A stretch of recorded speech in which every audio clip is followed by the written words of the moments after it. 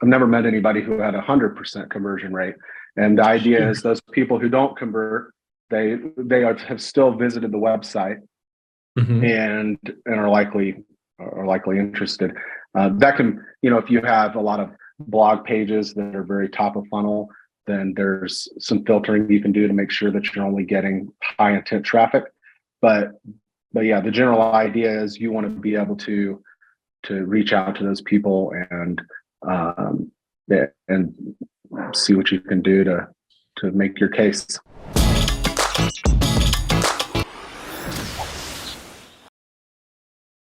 Hi, everyone, and welcome to another episode of the High Level Spotlight Sessions, where we showcase awesome marketers doing awesome marketing. Today, I'm excited to be joined by Roy Harmon. He's the CMO of leadpost, which is a website visitor identification platform. Roy, thanks so much for coming on the show. Thanks for having me, Chase. I'm really excited. I'm excited to have you on. We haven't really talked about this topic. I don't know if we ever have on this show. And it's something I don't have a ton of experience with myself. I've always kind of regarded it as a bit of wizardry. So I think I'll probably be asking a bunch of questions that our viewers will have as well. First of all, what are we talking about here? Visitor identification. So most people think of, I think Lead Feeder, Lead Forensics are some of the companies that people are most familiar with.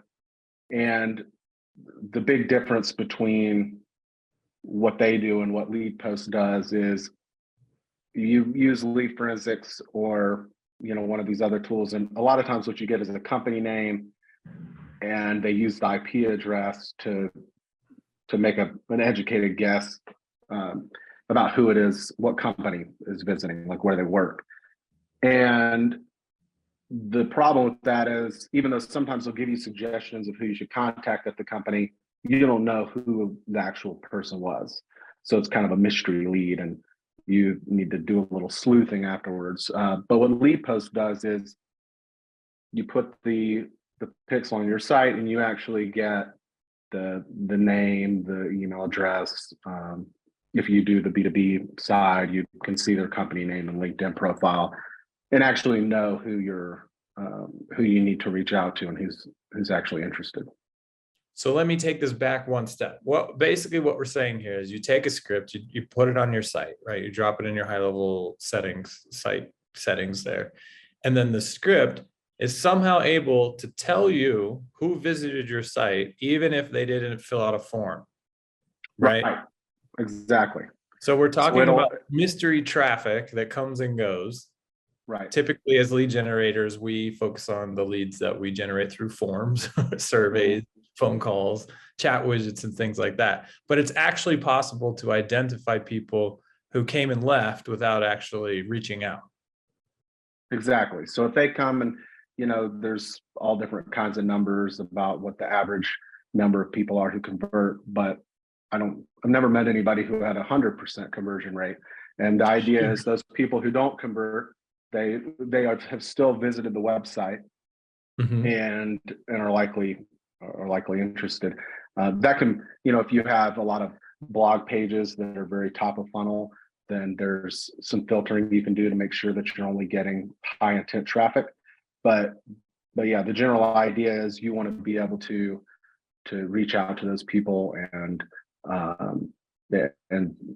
see what you can do to make your case. So as far as the wizardry, and I don't know if you can give away all the secrets, but you mentioned IP addresses. So okay, I can understand how my my server, my website or whatever can identify the IP address of the person visiting, and there's probably some database somewhere where it goes and does that matching. But I'd imagine there's some other things that are being seen and tried, cross-reference somewhere. Is that right? Right. So we work with data partners. We work with a lot of data partners so that we're able to, first we have to, of course, decide, see if we can figure out who it is at all. And what we do there is we're able to, we work with providers who provide basically the encrypted email that a data provider would not have. And then we're able to run the emails that we get through our data providers through that same encryption, and then match them up and see who's who. And then we run them through verification and validation, and check through multiple data partners just to make sure that we've got the best data available. And then you guys actually went a step further and built a high level integration so that you could say, hey, when you identify somebody, push them into high level so that we can start nurturing them. Exactly. So makes it a lot easier to, trigger automations. And we've got within the platform itself, there is just a remarketing suite as far as you can trigger direct mail, you can trigger email, social media, display ads. You can trigger all that from within the platform. But a lot of people, when they've already got, marketing tools, they've got different CRMs, that sort of thing, they've got a lot of automations in place already. And this way they can just feed these leads right into them. Talk to me about the legality of this. Again, it does kind of feel like wizardry here, but this is all totally fine. I read on the site that it only operates in the US, right? So this has nothing to do with GDPR, but within the US, it's totally fine to get this information. Right. So as long as other countries are not as marketer friendly, but here in the United States, it's, when it comes to email, it's opt out. So as long as you are letting people know that it's a business correspondence, letting people have a way to unsubscribe, all those can spam requirements, you don't have to worry about GDPR or any of those many global laws. And everything else is just the way that our data partners get that data in the first place. They have to have people opt in to this sort of a use.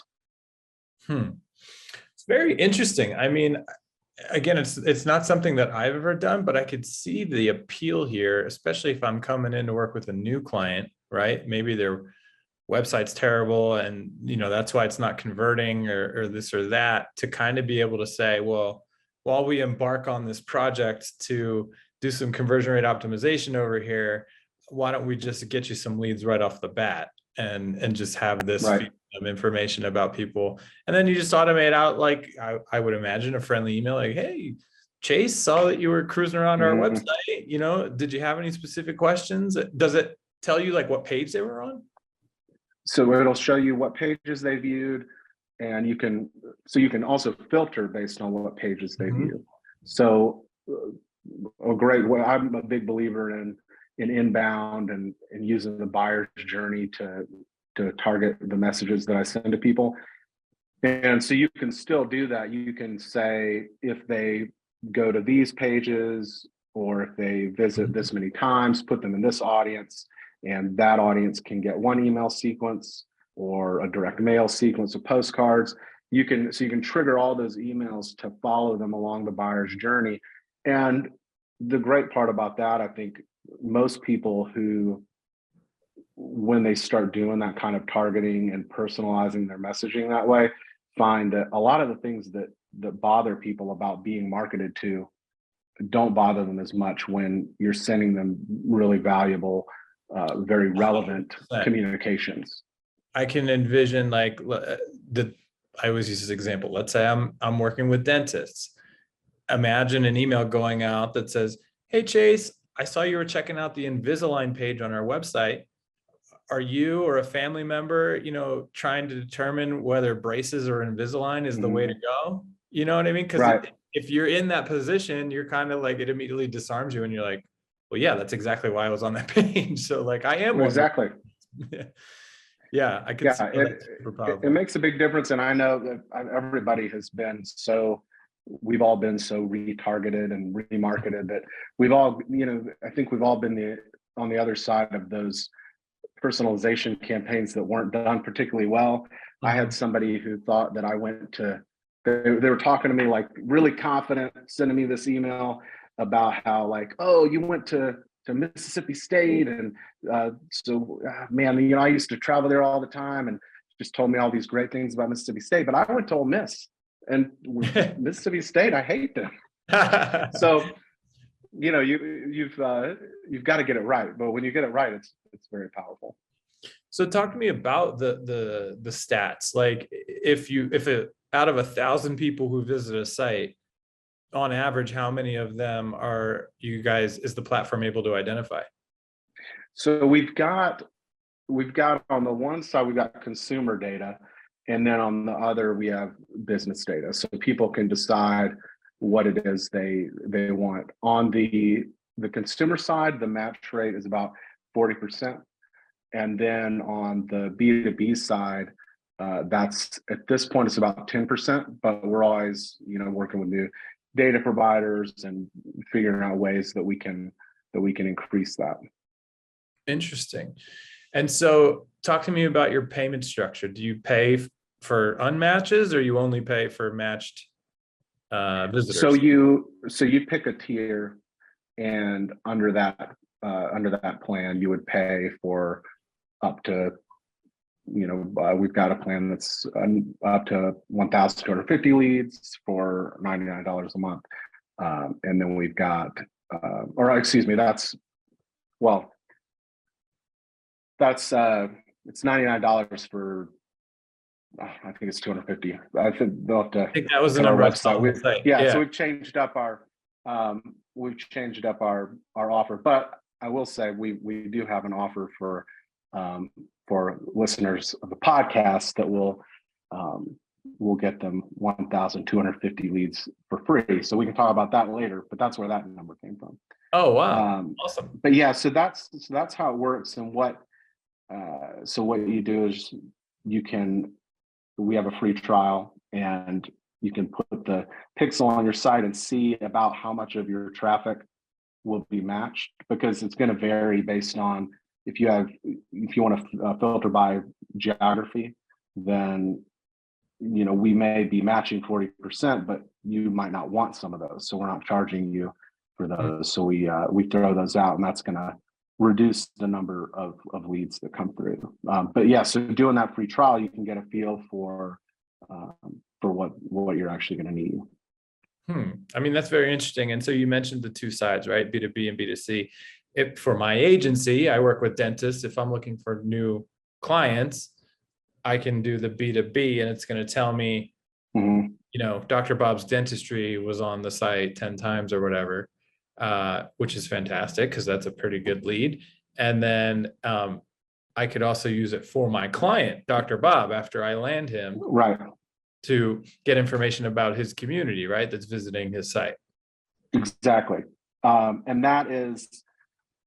that's how our agency partner program makes that really easy, because you get a set amount of credits that you can then use for B2C leads or B2B leads, or both, and you can use them for yourself or for your clients, and do it in whatever way makes sense, instead of having to buy a different package for every client that you onboard.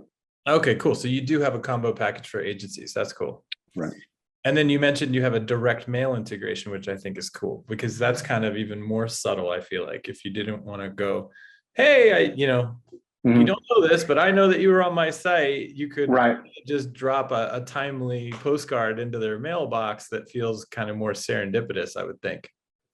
It definitely feels much more, well, I guess either way, it kind of depends on your messaging. Sure.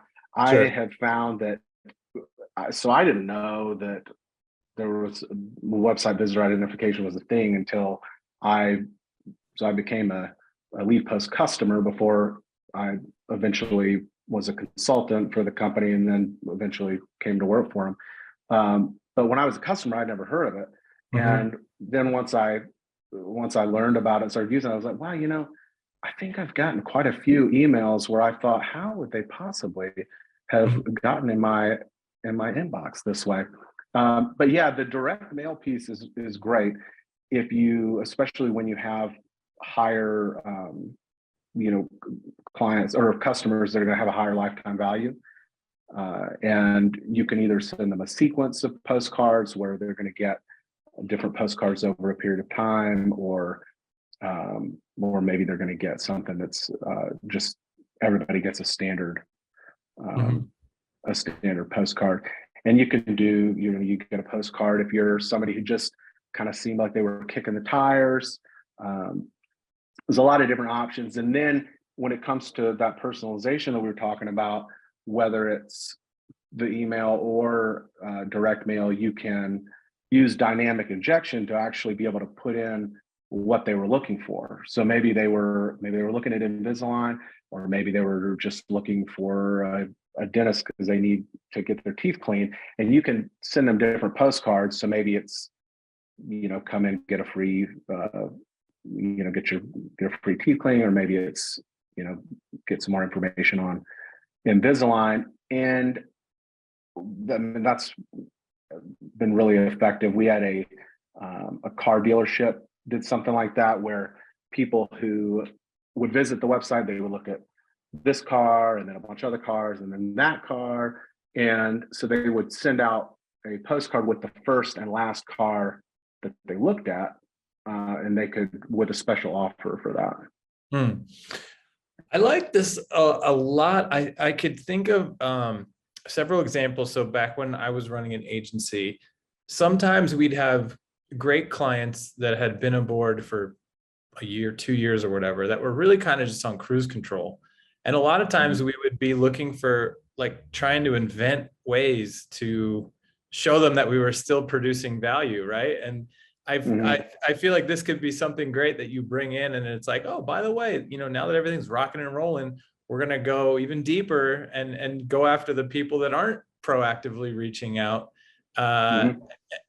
It's the cost is $100 for 250 leads. I mean, that Mm-hmm. seems pretty dang reasonable, and I could see that being a nice little something to throw into a package. Or maybe when a client is at risk, you throw that in there, just to Mm-hmm. give yourself an even better shot. It's pretty interesting. And now that I know that it is ethical, because I always wondered, is this stuff actually legal? And it sounds like it is, at least in the US. It sounds like a very interesting tactic. And the fact that you guys actually built an integration for high level makes it even better, obviously, for our community here. Right. And if they are, so if they, for example, if they're using, you can white label high level, right? Of course. Yep. And if you're doing that, you can also, if you're in the agency partner program with leadpost, which is that one that we're talking about, then you would white label leadpost also. So it would have still your brand, and everything is under your, your colors, your logo, and and that sort of thing. So it's a more cohesive. Yeah, and again, it's kind of like comes across as a superpower, right? Like the average business owner, I don't think knows about this kind of stuff, and is going to be very impressed that you're able to go after folks that came to the website and left.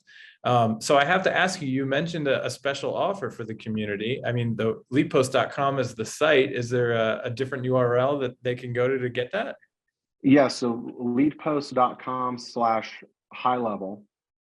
And if they sign up there, they'll get a free month of the agency partner basic plan, which comes with 1,250 credits, which they can use for B2C leads, which are 1 credit, and B2B leads are 5 credits, and get any combination of those. And they'll get discounts on the data. So the data is discounted as much as 40%, depending on the plan, the package, and the type of data. And then they can also mark up all those other things. Like if somebody wants to do a direct mail retargeting campaign, they can say, okay, well, we can handle that for you. And they can do that under their own brand and at their, with their own margin included. Very cool. So that URL is leadpost.com/high level, correct? And that's right. I think it's an important to reiterate. It's pretty easy to get this set up, right? You create an account, it gives you a script, and you just drop that script in the body or the header somewhere. That's right.